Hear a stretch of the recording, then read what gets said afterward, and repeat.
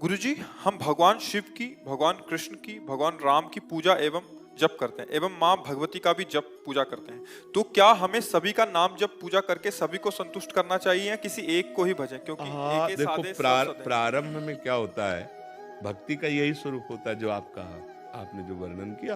प्रारंभ में सबकी भक्ति का स्वरूप यही होता है। जब हम कक्षा 5 में पढ़ते थे, तो शिव चालीसा, दुर्गा चालीसा, हनुमान चालीसा, ये सब एकत्रित कर, क्योंकि हमारा प्रारंभिक जो भक्ति का कदम होता है, वो इसी तरह से चलता है। जो जो हमारे प्रियता में भगवान के नाम रूप आते गए, उनकी आराधना करते गए, इसके बाद चयन होता है गुरु का। जो रंग लाने वाली बात होती है, वो होती है कि जैसे हम विविध चालीसाएं पढ़ी, विविध नाम कीर्तन किए, भगवान की कथा, तो उसके फल स्वरूप मुझे सदगुरुदेव मिले। फिर सदगुरुदेव ने जो नाम दिया, सदगुरुदेव ने जो इष्ट बताया, उसको पकड़ लिया। अब हम आराधना सबकी करते हैं, लेकिन प्यार सदगुरुदेव के बताए हुए नाम और उपास्य देव पर है। जैसे एक पतिव्रता पत्नी अपने देवर, ननंद, सास ससुर सबकी सेवा करती है, पर पति के लिए, क्योंकि वो पति के सब हैं, उसका पर्सनल प्यार किसी से नहीं है, पर्सनल प्यार अपने पति से है। अब ये आ गया रंग प्रेम का, समझ रहे ना। ऐसे ही हम सब देवी देवता भगवान की आराधना करते हैं और मांगते हैं कि हमारे प्रभु में प्रेम हो। अब वो प्रभु कौन गुरुदेव ने आपको दिए, वो देखो। जैसे गोस्वामी जी ने विनय पत्रिका में सबकी विनय की और सिया राम चरणों में प्रेम मांगा। जैसे अपने लोग कुछ भी तो सबका फल किशोरी किशोरजू लाडली लाल के चरणों में प्रेम। तो अब हमें ये देखना है कि अभी तक हमारी उपासना हमारे भाव से चलती रही, अब हमारे भाव का फल है गुरुदेव के भाव में हमारा भाव समाहित हो जाए, तभी वो सिद्धावस्था मिलती है। चाहे शिव बिरंची सम हुई, गुरु बिनु भवनिधि तरह न कोई। तभी कहा तात स्वर्ग अपवर्ग सुख धरी तुलाय कंग तुल ताय सकल मिल जो सुख लव सत्स। एक क्षण में निहाल हो गए, अगर बात मान ले तो एक क्षण में निहाल हो गए कि आज तो माला माल हो गए, क्योंकि आज मुझे कोई वादा करने वाला तो मिला। वृंदावन में बैठ के वादा करे कि तुम डरो मत, पकड़ लो हमारी बात पकड़ लो, हो जाए। तो ऐसे जिसे हम भगवान की विविध नाम रूपों की आराधना करते हैं, वो व्यर्थ नहीं है, पर उसका फल होगा सिद्ध सदगुरुदेव की प्राप्ति। और सदगुरुदेव प्रदत्त मार्ग भगवान को अधीन कर लेता है। आप खुद हृदय में देखो, अभी प्रियता कहां है, प्रेम कहां है आपका, आप नहीं ढूंढ पाओगे।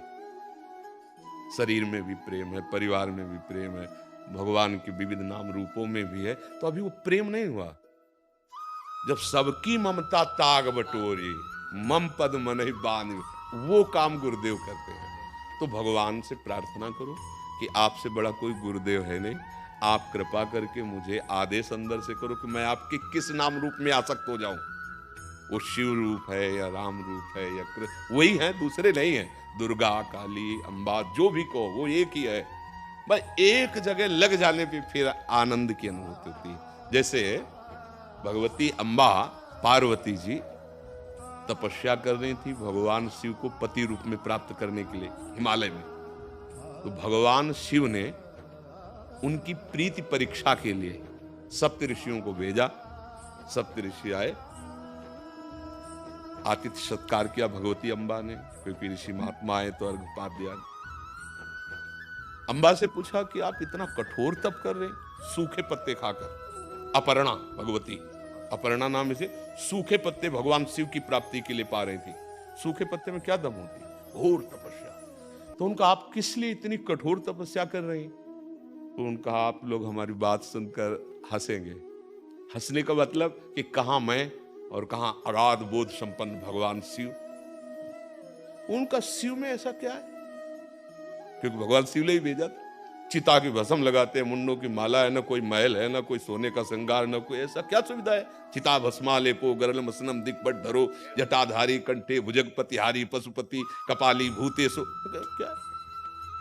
अम्बा की दृष्टि बदल गई, तो प्रीति से कहते हैं। उन्होंने कहा आप लोगों का मत हमने सुना।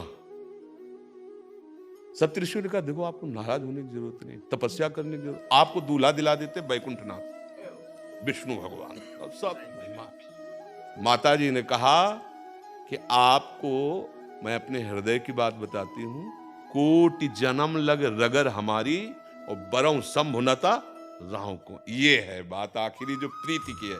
करोड़ों बार जन्म लूंगी और हर बार तपस्या भगवान शिव के लिए करूंगी और उन्हीं को पति रूप में वरण करूंगी। माना महादेव में कोई गुण नहीं है, विष्णु में सब गुण है, लेकिन जिसका मन जिससे रम जाता है उसको उसी से काम है। ये आई रंग उपासना की। तो अब आप देख लीजिए, आप अपने प्रभु से प्रार्थना कीजिए। प्रीति एक से होती है, वो एक ही है। तो जब तक हम नहीं जानते तब तक बहुत रूपों में उसका हम आराधन करते हैं, पर प्रीति एक से करके बहुत रूपों में उसकी भावना कर लेते हैं। जैसे गोपीजन श्याम सुंदर से प्यार करते हैं तो कह रहे जित देखूं तित श्याममयी, अब कोई दूसरा नहीं है। जिधर देखती हूँ श्याम सुंदर ही श्याम सुंदर नजर। गोस्वामी जी राम जी से प्यार करते, वो कह रहे जड़ चेतन जग जीव दत्त सकल राममय। ये अपनी भावना एक आराध्य देव पर वही है, लग जाए तो रंग आ जाए। अब ज्यादा समय तो नहीं रहा, अब जीवन का ज्यादा समय तो नहीं रहा, तो अब रंग आना चाहिए। अब प्रभु का कोई एक नाम रूप पकड़ लो और उसी में डूब जाओ। हाँ, एक नाम रूप में कोई प्रभु का पकड़ लो।